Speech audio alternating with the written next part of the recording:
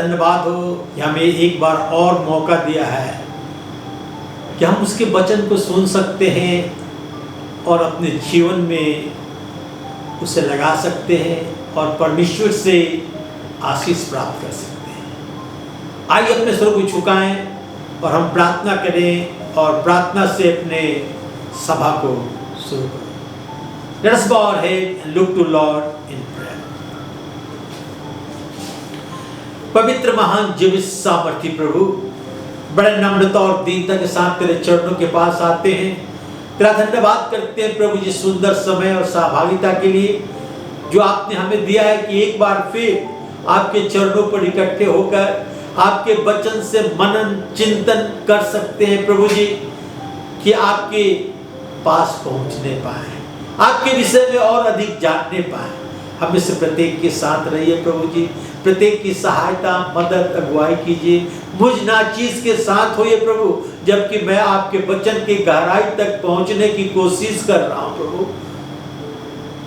अपने पवित्र आत्मा से मेरा अभिषेक कीजिए और मुझ में होकर आप बोलिए प्रभु, कि आपकी महिमा प्रशंसा और स्तुति और जय जयकार हो। सारी गौरव महिमा प्रशंसा प्रभु यीशु आपको देते हुए ये प्रार्थना अपने उद्धारकर्ता प्रभु यीशु ख्रिस्ट के नाम में चाहते हैं। सुनिए और कबूल कीजिए, आमीन।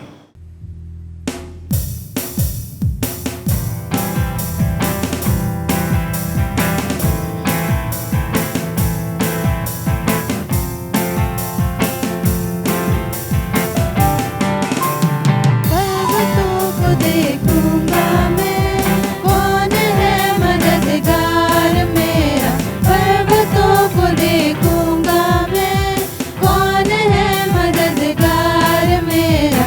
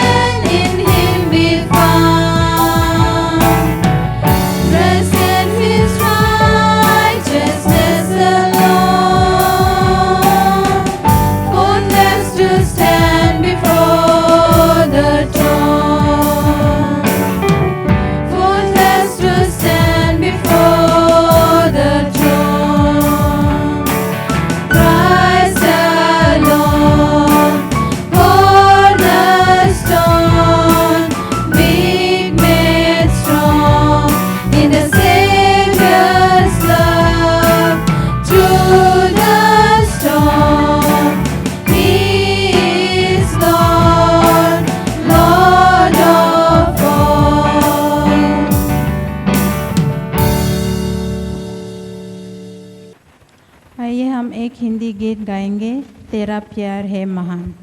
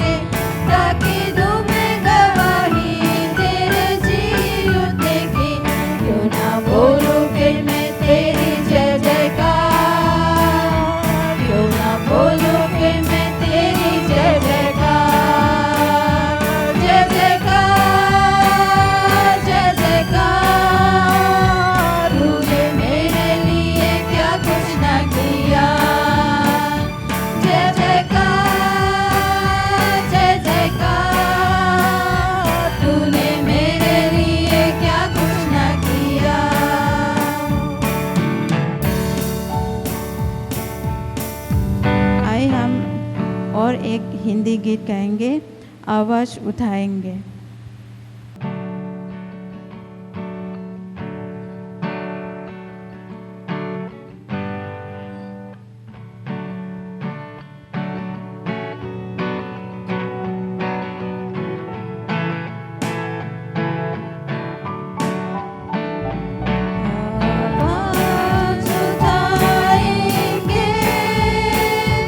हम साथ बजाएंगे।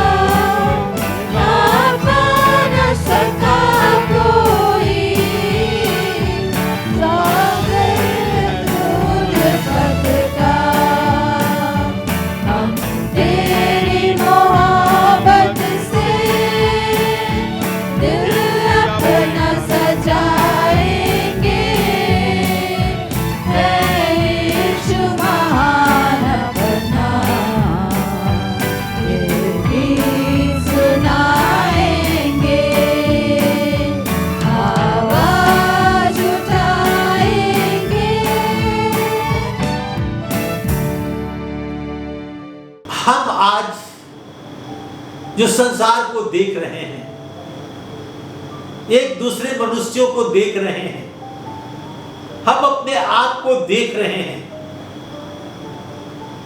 तो हम सबका एक रचने वाला है, एक बनाने वाला है, और वो बनाने वाला बहुत ही बुद्धिमान है।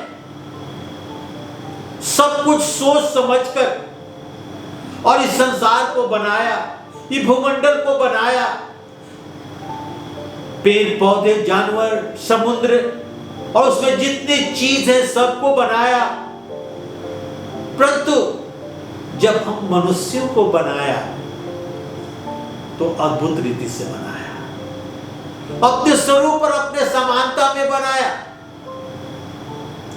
आइए हम परमेश्वर के वचन को देखें।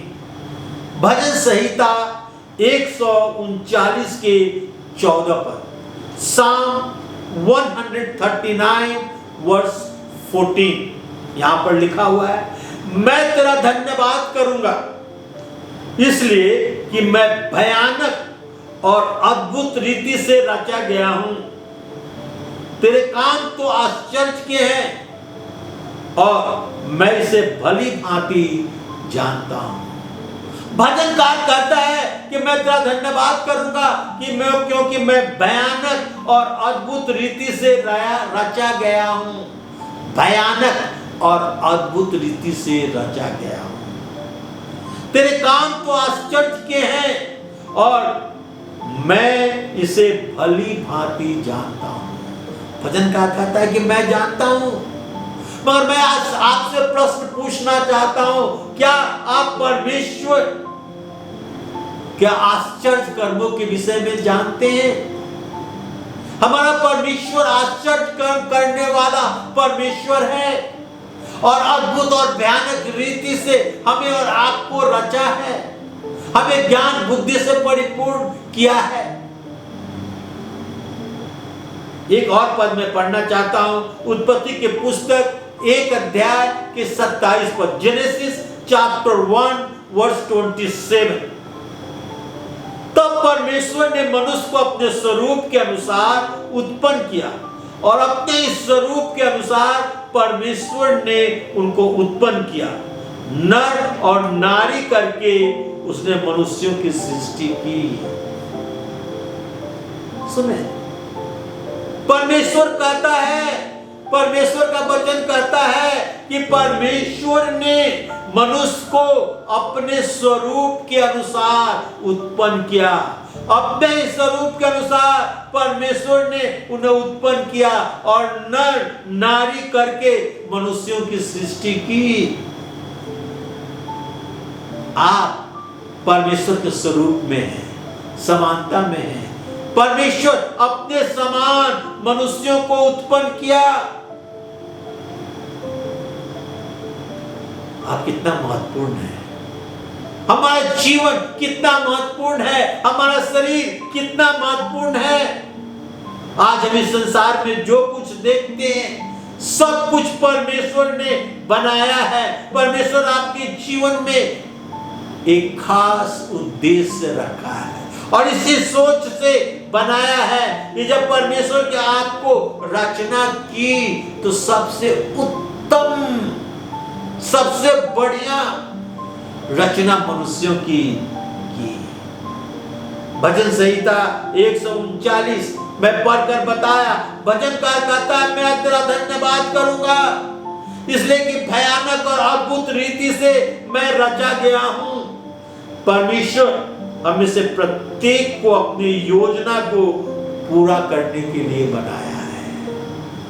परमेश्वर ने हमें से प्रत्येक को अपनी योजना को पूरा करने के लिए बनाया है। आज हम परमेश्वर के मार्गदर्शन पर चलते हैं, उसकी स्वीकृति हमारे लिए सदा के लिए होती है। परमेश्वर के मार्गदर्शन पर चलना बहुत ही आवश्यक है हमारे और आपके लिए। परमेश्वर सावधानी से इस संसार को बनाया है और हमारे और आपके लिए सावधानी से योजनाओं को तैयार किया है। पहला पॉइंट हम देखेंगे, God's plan in the beginning. God's plan in the beginning.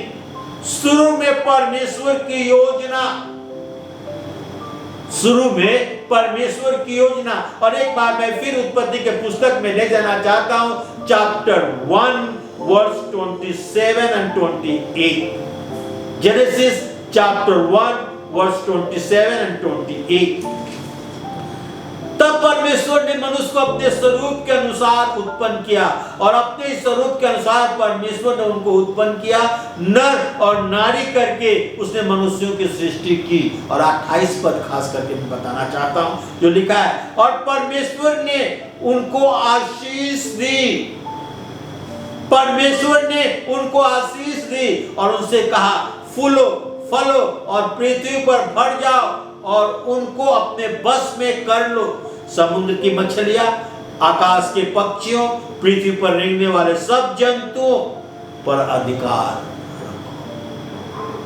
परमेश्वर ने मनुष्य को बनाया, उन्हें आशीष दी और उससे कहा, फूलो फलो और पृथ्वी पर भर जाओ, और सब कुछ इस संसार में है उसे अपने बस में कर लो, अपने अधीन में कर लो। यानी परमेश्वर ने मनुष्य को ऊंचा, श्रेष्ठ, सबसे अच्छा बनाया, उत्तम बनाया, अपने स्वरूप में, अपने समानता में बनाया। कहा कि जो कुछ इस संसार में परमेश्वर ने बनाया था, कहता है कि सबको अपने बस में कर लो।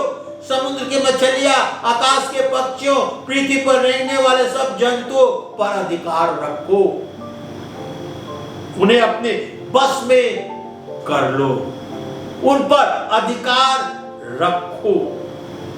मनुष्य को रहने के लिए परमेश्वर ने एक स्थान बनाया, इस पृथ्वी को बनाया, उन्हें बागे आदन में रखा।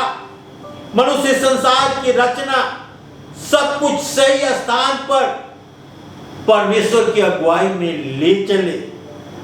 मनुष्य जो चाहे प्राप्त करे, खुश रहे और परमेश्वर के अधीन में रहे। और परमेश्वर ठंडे समय में उनसे मिलने के लिए आया करता था। तब प्रथम व्यक्ति आदम को रचा कि वह इस संसार में रहकर आनंद प्राप्त कर सके। अपने स्वरूप, अपने समानता में परमेश्वर ने आदम को रचा। मनुष्य की रचना सबसे श्रेष्ठ था, उत्तम था, परमेश्वर के स्वरूप समानता में बनाए गए थे। मनुष्य को विशेष, खास बनाया गया। परमेश्वर दो श्रेष्ठ रचना थी, वो था नर और नारी। इन दोनों को खास चरित्र, खास योग्यता दिया गया और इन्हें स्वतंत्र विचार दिया गया। परमेश्वर इनसे प्रेम करता था। कोई जब आपसे प्रेम करता है तो आपके विषय में सोचता है। जो कोई आपसे प्रेम करता है आपके विषय में सोचता है, आपकी सहायता करता है, आपको सांत्वना देता है, आपकी रक्षा करता है। और परमेश्वर हमारे विषय में सोचता है, परमेश्वर हमारी सहायता करता है, परमेश्वर हमें सांत्वना देता है, परमेश्वर हमारी रक्षा करता है। उत्पत्ति 1 अध्याय के 28 पद में लिखा है, परमेश्वर ने मनुष्यों को क्यों बनाया? आशीष देने के लिए। उनसे कहा, फूलो फलो और पृथ्वी पर भर जाओ और जो कुछ इस संसार में है सबके ऊपर अपना अधिकार जताओ, उसे अपने बस में कर लो। परमेश्वर चाहता है कि मनुष्य बढ़े। आप सोचते हैं कि इससे बड़ा संसार में केवल 2 व्यक्ति रहेंगे, क्या ही व्यर्थ। इतने बड़े संसार में केवल आदम और हवा रहेंगे, क्या ही व्यर्थ। परमेश्वर ने उन्हें नर नारी करके बनाया और कहा, फूलो फलो और पृथ्वी पर भर जाओ। ये परमेश्वर की योजना थी। पहले से मनुष्यों के लिए सब कुछ बनाया। परमेश्वर की आज्ञा थी कि वो बच्चा पैदा करें और पृथ्वी पर भर जाएं। परमेश्वर ने यह भी कहा कि पृथ्वी को अपने बस में कर लो, और समुद्र की मछलियां और आकाश के पक्षियों और पृथ्वी पर रहने वाले सब जंतुओं पर अधिकार रखो। यह एक आसान कार्य नहीं था। सबके ऊपर अधिकार रखना साधारण बात नहीं था। इसलिए परमेश्वर चाहता था कि मनुष्य पृथ्वी पर भर जाए और परमेश्वर के कार्य को, परमेश्वर की सृष्टि को, परमेश्वर की चीजों को संभाले, उन पर अधिकार रखे। परमेश्वर नहीं चाहता था कि एक ही व्यक्ति सब काम करे, इसलिए वो चाहता था कि मनुष्य बढ़े। परमेश्वर चाहता है कि प्रत्येक व्यक्ति मनुष्य जाति के लिए कार्य करे, प्रत्येक व्यक्ति मनुष्य के लिए कार्य करे, जिससे परमेश्वर की महिमा, प्रशंसा, स्तुति और जय जयकार हो। दूसरा point, God's plan for believer. God's plan for believer, विश्वासियों के लिए, विश्वासियों के लिए परमेश्वर की योजना, विश्वासियों के लिए परमेश्वर की योजना। इफिसियों की पत्री उसके 2 अध्याय के 13 से 16 पद मैं आपके सामने पढ़ रहा हूं। Ephesians chapter 2 reading verse 13 to 16। पर अब तो मसीह यीशु में तुम जो पहले दूर थे, मसीह के लहू के द्वारा निकट आ गए हो, क्योंकि वही हमारा मेल है जिसने हम दोनों को एक कर दिया और अलग करने वाली दीवार जो बीच में थी ढा दिया, और अपने शरीर में बैर अर्थात व्यवस्था जिसकी आज्ञाएं विधियों की रीति पर थी मिटा दिया, कि दोनों से अपने में एक नया मनुष्य उत्पन्न करके मेल करा ले। 16 पर, और क्रूस पर बैर को नाश करके इसके द्वारा दोनों को एक देह बनाकर परमेश्वर से मिलाया। परमेश्वर ने बनाया मनुष्य को, और मनुष्य परमेश्वर के विरुद्ध पाप कर और बागे आदम से निकाल दिया गया। और परमेश्वर मनुष्य के विषय में सोचता था, जिसे अपने स्वरूप, अपने समानता में बनाया था, और वो नहीं चाहता था कि मनुष्य नाश हो। इसलिए प्रभु यीशु मसीह को इस संसार में भेजा। लिखा है तुम मसीह से दूर थे, परंतु अब मसीह के लहू के द्वारा परमेश्वर के निकट आ गए हो, क्योंकि प्रभु यीशु मसीह हमारा मेल मिलाप है। हम दोनों को एक कर दिया।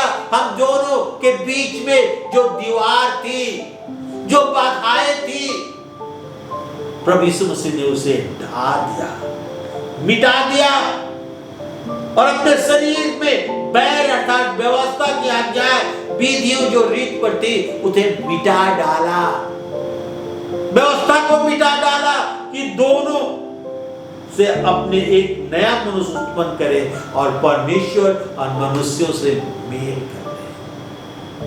परमेश्वर और मनुष्यों से वही मेल कर दे जब परमेश्वर ठंडे समय में मनुष्यों से मिलने के लिए आया करता था। लिखा है क्रूस पर बैर को नाश करके दोनों को एक देह बनाकर परमेश्वर से मिलाए। जब प्रभु यीशु मसीह क्रूस पर चढ़ा तो बैर, जो दुश्मनी, जो पाप अलग कर दिया था मनुष्यों को परमेश्वर से, उसे फिर से मिलाया और एक कर दिया। जब फिर से परमेश्वर की योजना को एक करने पाए। मेरे भाई और बहनों, प्रभु यीशु मसीह संसार में इसलिए आया कि परमेश्वर के रचना, परमेश्वर के सृष्टि को संभाल सके, वो नाश ना हो। जिसे परमेश्वर ने बनाया था, जिसे परमेश्वर ने खड़ा किया था। गलतियों की पत्री और उसके 15 और 16 पद मैं आपके सामने पढ़ना चाहता हूं। यहां लिखा हुआ है, परमेश्वर की जिसने मेरे माता के गर्भ से ही मुझे ठहराया और अपने अनुग्रह से बुलाया, जब इच्छा हुई कि मुझे अपने पुत्र को प्रकट करके कि मैं अन्य जातियों में उसका सुसमाचार सुनाऊं, तो न मैंने मांस और लहू से सलाह ली। कहता है यहां पर कि परमेश्वर ने हमें और आपको माता के गर्भ से ठहराया है, हमें चुन लिया है, इसलिए कि हम परमेश्वर के लिए सुसमाचार सुनाए, इसलिए कि परमेश्वर की योजना को पूरा करे, इसलिए कि परमेश्वर ने जो सृष्टि की है उस पर अधिकार रखे, उसे संभाले। इसलिए परमेश्वर ने हमें और आपको बुलाया है, हम पर चित्त लगाया है माता के गर्भ से पहले। यिर्मयाह की पुस्तक 1 अध्याय के 5 पद आपके सामने मैं पढ़ना चाहता हूं। यिर्मयाह चैप्टर 1 वर्स 5। गर्भ में रचने से पहले ही मैंने तुझ पर चित्त लगाया और उत्पन्न होने से पहले ही मैंने तुझे अभिषेक किया, मैंने तुझे जातियों का भविष्यवक्ता ठहराया है। यिर्मयाह भविष्यवक्ता कहता है कि गर्भ में रचने से पहले ही मैं तुझ पर चित्त लगाया, उत्पन्न होने से पहले ही मैं तुझे अभिषेक किया है कि तू भविष्यवक्ता ठहर पाए, तू परमेश्वर के बातों को लोगों को बताए। भविष्यवक्ता का तो यही काम है। माता के गर्भ से ही मैं तुझ पर चित्त लगाया है और उत्पन्न होने के पहले ही मैं तुझे अभिषेक किया है। मेरे भाई और बहनों, परमेश्वर ने हमें और आपके ऊपर, हमारे और आपके ऊपर चित्त लगाया है, हमें अभिषेक किया है कि हम भविष्यवक्ता ठहर पाए। और भविष्यवक्ता का काम क्या है? परमेश्वर के बातों को लेकर मनुष्यों को बताए। मेरे भाई और बहनों, परमेश्वर की योजना आपके जीवन के लिए यह है कि आप पापों के दंड से उद्धार पाए, पापों के दंड से उद्धार पाए, पाप से उद्धार पाए, परमेश्वर की महिमा और प्रशंसा करें और उद्धार पाने के बाद परमेश्वर की योजना अपने जीवन में अनुसरण करें। आप अपने आप को बचा नहीं सकते, ये संभव नहीं है। परमेश्वर अपनी योजना के अनुसार अनुग्रह से आपको उद्धार करता है। इसलिए क्या परमेश्वर की योजना में आगे बढ़ने पाए, परमेश्वर के कार्य को पूरा करें, परमेश्वर की योजना को पूरा करें। बाइबल का गोल्डन वर्ड्स यूहन्ना 3:16 में लिखा है कि परमेश्वर ने जैसे ऐसा प्रेम किया कि अपना इकलौता पुत्र दे दिया, ताकि जो कोई उस पर विश्वास करे वो नाश न हो, अनंत जीवन पाए। परमेश्वर ये व्यवस्था हमारे लिए अपने इकलौते पुत्र यीशु को भेज कर किया।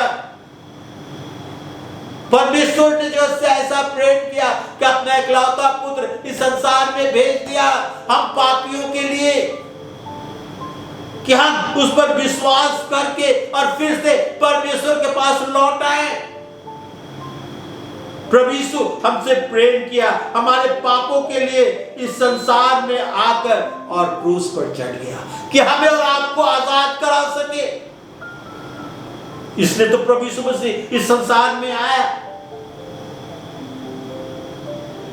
इफिसियों की पत्री उसके 4 अध्याय के 11 और 12 पद, उसने कुछ को प्रेरित नियुक्त करके और कुछ को भविष्यवक्ता नियुक्त करके और कुछ को सुसमाचार सुनाने वाले नियुक्त करके और कुछ को रखवाले और कुछ को उपदेशक दे दिया, जिससे पवित्र लोग सिद्ध हो जाए और सेवा का काम किया जाए और मसीह की देह उन्नति पाए। परमेश्वर का वचन कहता है कुछ को उसने प्रेरित नियुक्त किया, कुछ को भविष्यवक्ता नियुक्त किया, कुछ को सुसमाचार सुनाने वाले नियुक्त करके और कुछ को रखवाले नियुक्त करके, कुछ को उपदेश देने वाला नियुक्त करके और परमेश्वर ने कलीसिया में ठहराया।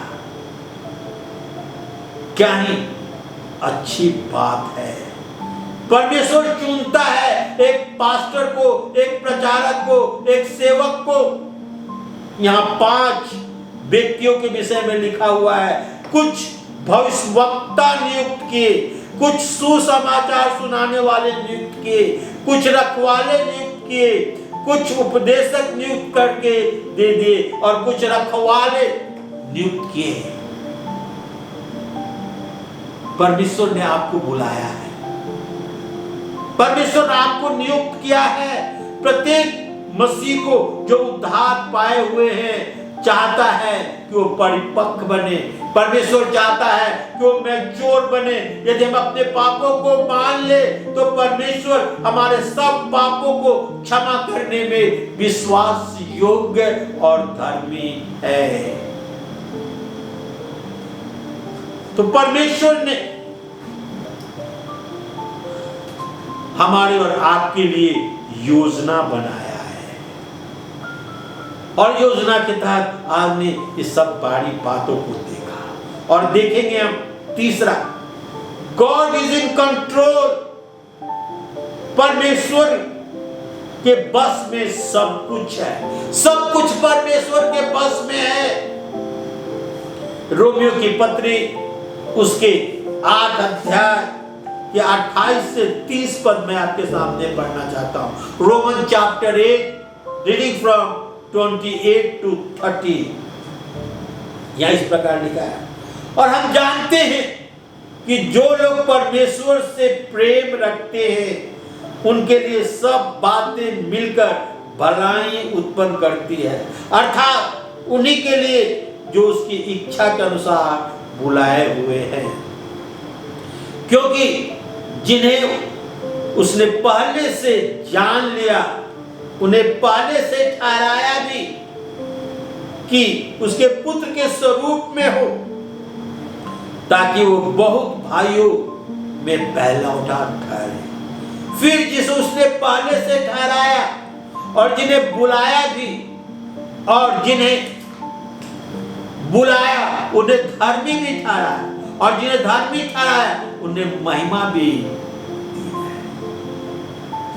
हम देखते हैं यहाँ पर परमेश्वर के बस में सब कुछ है। हम जानते हैं कि जो लोग परमेश्वर से प्रेम रखते हैं उनके लिए सब बातें मिलकर भलाई उत्पन्न करती है, अर्थात उनके लिए जो उसकी इच्छा के अनुसार बुलाए हुए हैं, जो परमेश्वर के इच्छा के अनुसार बुलाए हुए हैं। क्योंकि जिन्हें उसने पहले से जान लिया, पहले से ठहराया कि उनके पुत्र के स्वरूप में हो, ताकि बहुत भाइयों में पहला उठा ठहरे।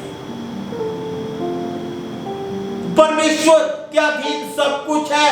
फिर जिन्हें उन्होंने पहले से ठहराया उन्हें पहले से बुलाया, और जिन्हें बुलाया उन्हें धर्मी ठहराया, और जिन्हें धर्मी ठहराया उन्हें महिमा भी दी।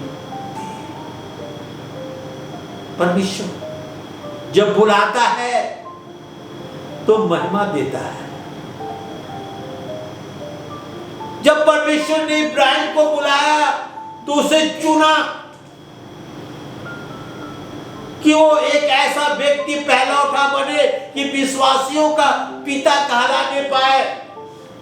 फिर उसे पहले से ठहराया, बुलाया, फिर उसे धर्मी ठहराया, फिर धर्मी ठहराकर उसकी महिमा भी की, आशीर्वाद दी। रोमियो की पत्री उसके 8 अध्याय के 28 पद में लिखा हुआ है, हम जानते हैं कि जितने लोग परमेश्वर से प्रेम रखते हैं उनके लिए सब बातें मिलकर भलाई उत्पन्न करती है, अर्थात उन्हीं के लिए जो उसकी इच्छा के अनुसार बुलाए हुए हैं। आपको परमेश्वर से प्रेम करना है। परमेश्वर आपसे ऑलरेडी प्रेम करता है। परमेश्वर को खुश करना है, परमेश्वर की योजना अपने जीवन में पूरा करना है, यह जानते हुए कि परमेश्वर आपकी इच्छा के लिए, आपकी भलाई के लिए है और आपकी सहायता करता है। और हम अपनी योजना बना लेते हैं जिससे परमेश्वर खुश नहीं होता। जब हम अपनी योजना बनाते हैं तो परमेश्वर खुश नहीं होता। परमेश्वर की योजना हमारे और आपके जीवन के लिए उत्तम है, बेस्ट है। उसके बाद भी परमेश्वर आपको छोड़ नहीं देता। जब आप परमेश्वर से भटक जाते हैं तो परमेश्वर आपको छोड़ नहीं देता। परमेश्वर जानता है कि परमेश्वर की योजना के विरुद्ध जाते हैं वे कभी खुश नहीं रहेंगे और खुशी की खोज में रहेंगे। मैं एक बार फिर रिपीट करना चाहता हूं, परमेश्वर जानता है कि जो लोग परमेश्वर की योजना के विरुद्ध में रहते हैं वे कभी खुश नहीं रहेंगे, वे खुशी के खोज में बने रहेंगे। परमेश्वर चाहता है कि लौटकर हम परमेश्वर के पास आए। उराम पुत्र लौट कर आया, योना लौट कर आया और परमेश्वर उन्हें आशीष दी। प्रभु यीशु सदा हमारा आदर्श है, प्रभु यीशु सदा हमारा आदर्श है। कभी भी यीशु परमेश्वर की योजना के विरुद्ध नहीं गया, यहां तक कि वो अपने आप को परमेश्वर की योजना के अनुसार क्रूस पर बलिदान कर दिया। प्रभु यीशु मसीह परमेश्वर की योजना के अनुसार अपने आप को क्रूस पर बलिदान कर दिया कि परमेश्वर की योजना को पूरा करे, मनुष्य जाति को लौटाकर परमेश्वर के पास लाए। आइए शुरू से अंत तक परमेश्वर को हमारे ऊपर राज करने दें। परमेश्वर हमारे जीवन के ऊपर राज करे और हम परमेश्वर के बस में रहें और परमेश्वर हमारे ऊपर शासन करे। तब परमेश्वर सारी चीजें हमारी फेवर में कर देता है, हमें आशीष देता है, हमें खुशी देता है, हमें ऊंचा उठाता है, हमें आदर देता है। हो सकता है कि हमें विश्वास करने में दिक्कत हो कि परमेश्वर इस संसार में जो योजना बनाए हैं उसमें हम शामिल हैं या नहीं। आप शामिल हैं, माता के गर्भ से आप पर वो आस लगाए हुए हैं। हजारों वर्ष पहले परमेश्वर जानता था कि आप कैसे दिखेंगे और आप कहां रहेंगे, आप कैसे होंगे। क्या आप जानते हैं कि आपका रचने वाला सब कुछ आपके विषय में जानता है। यह जानता है कि आनंद की बात है कि परमेश्वर आपके विषय में सब कुछ जानता है और आपकी चिंता भी करता है। आपके जीवन के लिए परमेश्वर की योजना सबसे उत्तम है और अच्छा है। हम अपनी योजना पर चलकर अपने समय को बर्बाद कर सकते हैं, पर जब हम जानते हैं और अपने मन में समझ लेते हैं कि परमेश्वर हमारे लिए उत्तम कार्य करना चाहता है, हम उसके अनुसार पहाड़ को हटा सकते हैं और सदा आगे बढ़ते चले जाते हैं। हमारे आसपास की परिस्थिति कैसी क्यों न हो, हम गलतियां करते हैं जो बहुत छोटे छोटे होते हैं और कम होते हैं और परमेश्वर उसे सुधारता है। हो सकता है कि आप अपने जीवन में परमेश्वर एक बुद्धिमान रचने वाले के विषय में कभी नहीं जाना है, मगर हमारा परमेश्वर बुद्धिमान है और हमारा रचने वाला है। हमें उसे जानने की आवश्यकता है। आज आप अपने हृदय परमेश्वर के लिए खोल दें। प्रभु यीशु मसीह आपको एक नया जीवन देना चाहता है। आइए हम अपने आप को परमेश्वर के हाथ में सौंप दें, क्योंकि हमारा रचयिता जो है, हमारा रचने वाला जो है वो बुद्धिमान है, वाइज डिजाइनर है, जो हमारे जीवन को रचा है, बनाया है, डिजाइन किया है। अपने आप को परमेश्वर के हाथ में सौंप देते हैं तो परमेश्वर हमें लेकर और अपने आशीर्वाद से हमें परिपूर्ण कर देता है और हमें सम्मान देता है, हमें ऊंचा उठाता है और कोई परमेश्वर के आशीर्वाद हमसे नहीं ले सकता। आज तो हो चुका है और हम प्रार्थना करें।